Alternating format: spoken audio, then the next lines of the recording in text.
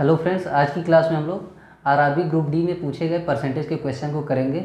इसका एक part already upload हो चुका है और उससे पहले परसेंटेज को हम लोगों ने पूरे चैप्टर को पार्ट वाइज कंप्लीट किया हुआ है। एनटीपीसी के भी प्रीवियस ईयर के क्वेश्चन जो परसेंटेज से पूछे गए वो करवा दिए गए हैं। तो आप लोगों को उम्मीद है सब पसंद आ रहा होगा, समझ में भी आ रहा होगा और बहुत कुछ सीखने को मिल रहा होगा। इससे पहले इसी तरीके से हम लोगों ने टाइम एंड वर्क को भी कंप्लीट किया हुआ है। तो जो बच्चा उसको देखने के लिए इच्छुक है या जिसका टाइम एंड वर्क ठीक नहीं है वो उसको भी जाकर देख ले, ताकि उसका वहाँ भी सेंस जनरेट होगी, कैसे अप्रोच रखना है, कैसे प्रीवियस ईयर के क्वेश्चन को देखना है, वो कैसे कम से कम समय में ऑप्शन के थ्रू भी किए जा सकते हैं। इन सारी बातों पे हम लोगों ने चर्चा किया हुआ है और प्रीवियस ईयर के क्वेश्चन को सॉल्व करते टाइम मैं बताता भी रहता हूँ कि आपको एग्ज़ाम में इसी तरीके से जाना है। तो ज़्यादा समय ज़ाया नहीं करते हैं, देखते हैं पहले क्वेश्चन को। इस क्वेश्चन में दिया हुआ है कि एक विलयन में पानी की 320 ग्राम मात्रा में सामान्य नमक की मात्रा 44 ग्राम है। द्रव्यमान प्रतिशत द्वारा द्रव्यमान के संदर्भ में विलयन की सांद्रता की गणना कीजिए। तो 44 है, 44 बटे के 44 में 320 जोड़ देंगे क्योंकि ये नमक की मात्रा है और नीचे पूरे विलयन की मात्रा होनी चाहिए और विलयन की मात्रा में पानी और नमक दोनों जुड़ा हुआ होगा। तो ये कितना हो जाएगा भाई, 320 में अगर 320 में खाली 44 जोड़ेंगे तो ये 364 हो जाएगा। गुणे हम 100 कर दें, 4 से काट देंगे ऊपर 11 आ जाएगा, इसको 4 से काटेंगे तो कितना हो जाएगा, 4 9 36, 4 एकम 4, तो कितना आ जाएगा 1100 बटे के 91%। ऑप्शन देख लेते हैं, नहीं ऑप्शन दशमलव में है तो इसको देख लेते हैं। 91 से एक बार जाएगा, 19 बचेगा 190, फिर 2 बार जाएगा।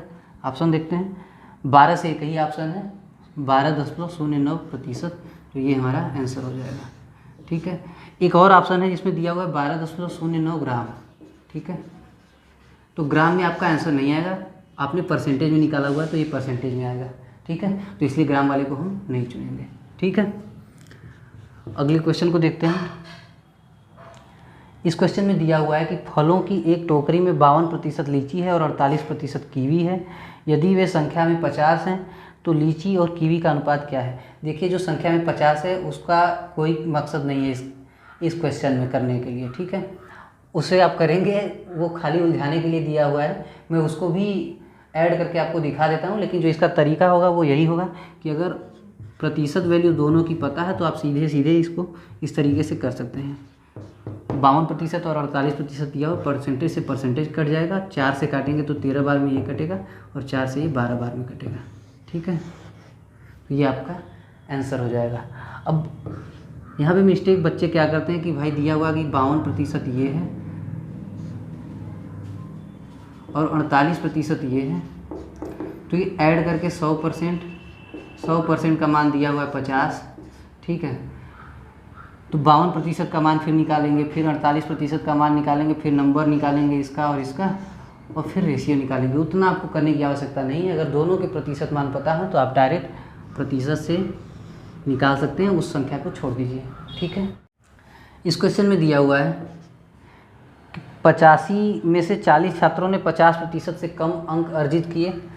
माने अगर 85 हैं, इसमें से कितना दिया हुआ, 40 छात्रों ने, 40 ने लेस देन 50% है ना अर्जित किए, तो बचे 45 क्या हुए भाई, उन्होंने 50% से ज़्यादा या उसके बराबर अर्जित किए। ठीक है, अब कह रहा है कि 50% से कम अंक वाले छात्रों की संख्या और 50% अंक या उससे अधिक अंक प्राप्त करने वाले छात्रों की संख्या का अनुपात क्या है। तो 40:45 हमको निकालना है। माने हम ये कहेंगे कि 8:9 हो जाएगा। 5 से काटेंगे ये 8, 5 से काटेंगे ये 9। ठीक है, तो ये आपका आंसर हो जाएगा। अगले क्वेश्चन की तरफ बढ़ते हैं। इस क्वेश्चन में दिया हुआ है कि एक परीक्षा में स्पंदना ने 50 में से 22 अंक प्राप्त किए, उसे एक और परीक्षा देनी होगी और इसे पास करने के लिए कुल मिलाकर 56% अंक प्राप्त करने की आवश्यकता होगी। यदि दूसरी परीक्षा में 75 अंक की थी तो दूसरी परीक्षा में अंकों का प्रतिशत कितना था, ऐसा हमसे पूछा जा रहा है। देखते हैं हम लोग कि अगर एक परीक्षा 50 अंक की है और दूसरी 75 अंक की है और इसमें पास होने के लिए 56% अंक चाहिए ही चाहिए, तो ये दोनों मिलाकर के कितने हो गए भाई, 125 का 56% अगर हम निकालें, 25 से काटेंगे ये 5 बार में, ये 4 बार में, 4 से काटेंगे इसको 14 बार में, 14 5 70 अंक प्राप्त करने पड़ेंगे, जिसमें 50 वाले में कितना प्राप्त किया है भाई, 1 सेकेंड, 50 वाले में 22 अंक प्राप्त किया है। तो 70 प्राप्त करने के लिए इसमें कितना प्राप्त करना होगा, तो आप कहेंगे कि 48। ठीक है, एक बार आप देख लेते हैं कि क्या पूछ रहा है। अच्छा, दूसरी परीक्षा में अंकों का प्रतिशत पूछ रहा है, तो 48 अगर 75 में प्राप्त कर रहा है, अगर मार्क्स पूछता है तो हमारा ये आंसर हो जाता है, लेकिन प्रतिशत पूछ रहा है तो 48/75 गुणे के 100, 25 से काटेंगे हम लोग, 25 चौके 100, 25 तियाँ 75, 3 से काटेंगे 16, ये 64% है। ठीक है, तो ये आपका आंसर होगा। इस क्वेश्चन में दिया हुआ है कि दीपा ने 185 रुपये में एक कप का एक सेट खरीदा, परंतु बाद में पुराने स्टॉक को खाली करने के लिए इसे 170.2 रुपये में बेच दिया, उससे कितने प्रतिशत हानि हुई। 185 में ख़रीदा है, 170.2 में बेचा है, तो कितने रुपए कम में बेचा भाई, तो आप कहेंगे कि 14.8 रुपये कम में बेचा है। और हमेशा लाभ या हानि हम लोग किस पे ज्ञात करते हैं, सीपी पे ज्ञात करते हैं। तो बटे में 185 आ जाएगा, गुणे हम लोग 100 कर लेंगे, तो ये कितना हो जाएगा 1480 बटे के 185। अब 200 वाटे 1600 होता, 15 वाटे 120, अगर हम 1600 में से घटाएं तो 1480 बचेगा, माने ये 8 बार में काट देगा। तो ये हमारा आंसर हो जाएगा। जिसको नहीं समझ में आया है वो किस्तों में काट ले, 5-5 से काटता है ना, 8 आ ही जाएगा। ठीक है, अगले क्वेश्चन को देखते हैं हम लोग।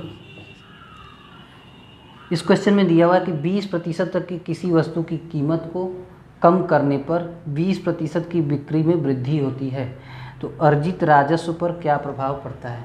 देखिए, 2 फैक्टर हैं, मैंने आपको बताया होगा दूसरे या तीसरे थियोरेटिकल पार्ट में आपको ये समझाया गया है 2 फैक्टर वाले क्वेश्चन को कैसे करना है। तो एक में है 20% की कीमत कम की जा रही है, तो निगेटिव साइन के साथ 20%। दूसरा, उसके मांग में वृद्धि हो रही है, तो पॉजिटिव का 20% प्लस 20 पॉजिटिव का गुणे 20 निगेटिव का बटे के 100। ठीक है, तो ये तो एक दूसरे को कैंसिल आउट कर देंगे। ये कितना आ जाएगा भाई, 1 0 इससे 1 0 इससे कैंसिल आउट हो गया, माइनस का 4%, माने 4% हानि। ठीक है, दूसरा तरीका इसको करने का ये होता है कि आप क्या करते हो ये कि कहते कि मान लीजिए उसका कीमत 10 रुपये है और 10 उसकी मांग है। ठीक है, तो अगर इसके 20% इसमें कमी आ गई इसकी कीमत में, तो ये 8 हो जाएगा, और इसकी 20% मांग में वृद्धि हो गई तो ये 12 हो जाएगा। इधर पहले इसका प्रोडक्ट 100 था, अब इसका प्रोडक्ट 96 आ रहा है, माने 4% हानि हो रही है। समझ में आ गई बात। आप किसी भी तरीके से जाएंगे आपको आंसर वही मिलेगा। ये सब इलेबोरेट किया गया है, सब पार्ट वाइज में समझाया गया है कि कैसे इनको करना है। इनके और भी तरीके जो होंगे वहाँ पे बताए गए हैं, तो आप लोग जाके उसको देख लें, फिर इसको देखें, और जिनको आता है वो सीधा यही प्रैक्टिस करें। ठीक है, इस क्वेश्चन में एक टेबल दिया हुआ है, टेबल आपको दिखा दिया जाएगा। इसमें पूछ रहा है कि वर्ष 2 से वर्ष 4 की बिक्री में कितने प्रतिशत का अंतर है ना। तो 2 में बिक्री 80 है और वर्ष 4 में बिक्री 100 है, माने 20 बढ़ रहा है 80 पर, तो हम क्या कहेंगे 20 बटे के 80 गुणे के 100 करेंगे। और ये वाला 100 नहीं है, पहले ही ध्यान दीजिए आप लोग, ये 100% वाला है, तो ये कितना आ जाएगा 25%। ये ईयर 2 था, ये ईयर 4 है। अच्छा, इसी सवाल में अगर घुमा के हमसे पूछता कि ईयर 4 से ईयर 2 में क्या परिवर्तन है, तो हम कहते हैं कि ये जो 20 परिवर्तित हो रहा है ये 100 पे हो रहा है, फिर 100 का गुणा करता है, तो ये कितना आ जाता है भाई 20% आता है। आपका आंसर तो ये वाला है, लेकिन मैं बता रहा हूँ कि अगर सवाल परिवर्तित होता तो वो ऐसा आंसर आता, तो गलती ना करें, नहीं तो आपका आंसर बिल्कुल अलग आ जाएगा। ठीक है, अगले सवाल को लेते हैं। इस क्वेश्चन में दिया हुआ है, सॉरी उसके ऑप्शन में 20% की वृद्धि और 20% की कमी दिया हुआ है, तो आप जान रहे हैं, और 25% की वृद्धि और 25% की कमी। तो यहाँ 25% वृद्धि हुई है ना, मैंने बताया नहीं, क्योंकि 80 से 100 हो रहा है, तो ये तो आपको पता ही है कि वृद्धि हो रहा है। ठीक है, तो कहीं आप कमी वाले को अपना आंसर ना मान लें कि वृद्धि होगा। ठीक है, फिर से क्वेश्चन पे आते हैं। इसमें दिया हुआ है एक चार्ट दिया हुआ, पाई चार्ट मैंने आपको बताया नहीं है, पर जिन बच्चों को परसेंटेज आ रहा है उनको ये पाई चार्ट बड़े ही आसानी से आ जाएगा। इसमें दिया हुआ है कि 100% का मान कितना हुई है, 3682 पे 30, ठीक है। और टेनिस किट की बिक्री के माध्यम से कंपनी का राजस्व पूछ रहा है। टेनिस किट का परसेंटेज चार्ट में 5% दिया हुआ है। 5% का मतलब होता है कि 1/20, मतलब 3682 और 30 का 1/20वां हिस्सा अगर हम निकाल लें तो 1 0 से 1 0 कैंसिल हो जाएगा और ये कितना आ जाएगा 18, ये आ जाएगा 41 पे 2 0। ऑप्शन में आपके दिया हुआ है, ये आपका आंसर होगा, ठीक है। चार्ट में पढ़ाऊंगा, आप टेंशन न लें, निश्चिंत रहें कि चार्ट वाले क्वेश्चन, चार्ट कई तरीके के होते हैं, सबको बताया जाएगा। फिलहाल ये एडिटर साहब ने डाल दिया है मोबाइल में तो इसको मैंने करा दिया यहाँ पे, ठीक है। इस क्वेश्चन को देखिए, इसमें दिया हुआ कि 2 उम्मीदवार के बीच एक चुनाव में एक उम्मीदवार को 40% मत प्राप्त होते हैं और उसे 2400 मतों के बहुमत से खारिज कर दिया जाता है। अच्छा, एक बात बताइए कि अगर एक उम्मीदवार को 40% मत मिले हैं और दूसरे उम्मीदवार से ये हार जा रहा है, तो हम जानते हैं कि जो दूसरा उम्मीदवार होगा उसको 60% मत मिला होगा, क्योंकि टोटल जो प्रतिशत होगा मतों का वो 100 होगा। एक को अगर 40 मिला है तो दूसरे को 60 मिला होगा। दोनों का अंतर अगर हम कहें तो कितना हो जाएगा भाई, 20% हो जाएगा। 60% में से 40% को घटा देंगे और क्वेश्चन में दिया हुआ है कि 20% का जो मान है, जो अंतर है वो 2400 है ना। तो हमसे क्या पूछ रहा है, कुल वोटों की संख्या। तो कुल वोट कितने हैं, 100%, माने यहाँ पे 5 का गुणा होगा तो यहाँ भी 5 का गुणा करना पड़ेगा। 24 5 120 और पीछे 2 0 लगा देंगे तो 12,000, ये हमारा आंसर हो जाएगा। उम्मीद है समझ में आया होगा, अगर नहीं आया होगा तो एक बार वीडियो को फिर से देख लीजिएगा, ठीक है, वहाँ समझ में आ जाएगा। वैसे कुछ है नहीं इसमें कठिन। इस क्वेश्चन में दिया हुआ है कि एक आदमी ₹40 में 10 पेन की दर से कुछ पेन खरीदता है और सारे पेन 35 में 8 की दर से बेच देता है। उसका लाभ या हानि प्रतिशत ज्ञात करें। अगर 40 में 10 पेन खरीद रहा है और हम आपसे पूछें कि एक पेन की कीमत क्या होगी, तो आप कहेंगे 4 रुपये, ठीक है। फिर 35 रुपये में अगर 8 पेन बेच रहा है तो एक पेन का जो सेलिंग प्राइस होगा, माने विक्रय मूल्य होगा, वो कितना होगा भाई, 35/8। 35/8 का मतलब है 8 से अगर हम भाग देंगे तो 4 बार जाएगा, 8 चौके 32, 3 बचेगा, ठीक है। और 0 दशमलव हम लगा देंगे तो 30 हो जाएगा, 3 बार जाएगा, 8 तिरिक 24, फिर 6 बचेगा, फिर 0 बढ़ाएंगे 60 हो जाएगा, 8 7 56, फिर 4 बचेगा और 8 बचे 40। अब अगर 4 रुपये इसका CP है और 4.375 इसका SP है। स्टेट बोर्ड वालों के लिए बताते हैं, ये क्रय मूल्य है, ये विक्रय मूल्य है, ठीक। अभी प्रॉफिट लॉस बताया जाना है, घबराइएगा नहीं, ठीक है। पर जो छोटे छोटे सवाल हैं क्रय प्रॉफिट एंड लॉस के, उसको मैं खाली करवा रहा हूँ और इतना आपको आइडिया होगा। एक बार मैंने बना भी दिया है परसेंटेज में, लेकिन प्रॉफिट एंड लॉस पूरा शुरू से अंत तक कभी पढ़ाया जाएगा। इसके जस्ट बाद उसी को पढ़ाएंगे, क्योंकि आप लोग लगातार फ़ोन और मैसेजेस कर रहे हैं कि इसके बाद प्रॉफिट लॉस होना चाहिए। तो हम लोग क्या कहेंगे भाई कि 0.375 का प्रॉफिट हो रहा है वो 4 पे हो रहा है, यहाँ पे 100 का गुणा कर देंगे हम लोग, तो कितना हो जाएगा 37.5/4, है ना। ऑप्शन देख लें कि कैसे दिया हुआ है, तो ये दशमलव में दिया हुआ है और ऑप्शन बहुत ही सरल है, मतलब ये 9 बार जाएगा, 4 9 36, और ऑप्शन में 9 से शुरू होने वाला एक ही आंसर है, वो है 9.375, तो उसी को हम अपना आंसर मान के आगे बढ़ जाएंगे, ठीक है। ये जो क्वेश्चन है, अच्छा ये सवाल जब मैं पार्ट वाइज पढ़ा रहा था, तो जब मैंने परसेंटेज को पाई चार्ट वाला चैप्टर पढ़ाया था, आप लोगों ने देखा होगा कुछ लोगों ने उसमें से, तो उस टाइम पे कुछ छात्रों के मैसेज आया कि अब इससे क्वेश्चन नहीं बनते। देखिए ये क्वेश्चन वहीं से आया हुआ है, और जिसको वो नहीं आता होगा चार्ट बनाना उसको दिक्कत होगा। इसमें दिया हुआ है कि एक परीक्षा में 40% छात्र गणित में अनुत्तीर्ण रहे, 40% मैथ में फेल हो गए हैं, ठीक है, फेल इन मैथ लिख ले रहा हूँ, ठीक है। आगे दिया हुआ है कि 30% छात्र अंग्रेजी में अनुत्तीर्ण रहे, फेल इन इंग्लिश। फिर 10% दोनों में, ये गणित में फेल होने वाले हैं, स्टेट बोर्ड वालों के लिए बता दूं, ये अंग्रेजी में फेल होने वाले ही हैं, ठीक है, और ये दोनों में फेल हुए हैं। आगे कह रहा है कि दोनों विषयों में उत्तीर्ण होने वाले छात्र कितने प्रतिशत हैं। तो हम लोग क्या करेंगे भाई, चार्ट खींच लेंगे, मैथ का M लिख लिया, अंग्रेजी का E लिख लिया, जो दोनों में है हमने आपको बताया है खींचने के लिए, पहले उसको यहाँ पे लिख लेंगे। अब मैथ में टोटल 40 होने चाहिए थे, 10 ऑलरेडी लिखे जा चुके, तो यहाँ पे कितना और लिखना होगा, तो आप बोलेंगे 30। अंग्रेजी में टोटल 30 होने थे और 10 ऑलरेडी लिखा जा चुका है, तो यहाँ पे कितना लिख दूँ मैं, 20।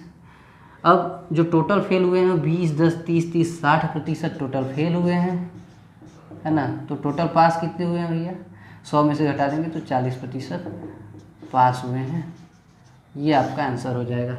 इसके 3 सब्जेक्ट वाले भी मैंने बताए हुए हैं, आप जाके वहाँ पे देख सकते हैं, और जिसको आता है उसको देखने की ज़रूरत नहीं है, वो सीधा प्रैक्टिस करे, ठीक है। इस क्वेश्चन को देखते हैं। इसमें दिया हुआ है कि 125% का मान कितना होगा, तो हम भी जानते हैं और आप भी जानते हैं कि 125/100 कर देंगे और ये कितना आ जाएगा, 1.25, ठीक है। ये बटे में भी आपसे पूछ सकता था, तो आप कहते 5/4, लेकिन ऑप्शन दशमलव में है तो दशमलव ही आप लेके जाएंगे, ठीक है।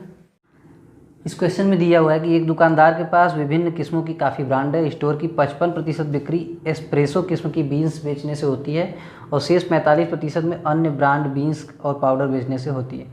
प्रत्येक माह में स्टोर की औसतन बिक्री 6 लाख है। एस्प्रेसो के बीन्स से होने वाली वार्षिक बिक्री कितनी है। तो जो 6 लाख की बिक्री हो रही है मासिक, इसमें से 55% एस्प्रेसो से हो रही है, तो इसका 55% निकाल लें, ठीक है। 55% को जब आप लोगों ने पहला पार्ट पढ़ा होगा, जो परसेंटेज का इंट्रोडक्शन वीडियो था, उसमें मैंने बताया है कि ये कितना हो जाएगा भाई, तो ये हो जाएगा 11/20, या आप यहाँ से भी निकाल सकते हैं। इसको 2 0 से 2 0 काट दें और 55 छक्का कितना हो जाएगा, 50 छक्का 300, 5 छक्का 30, 330।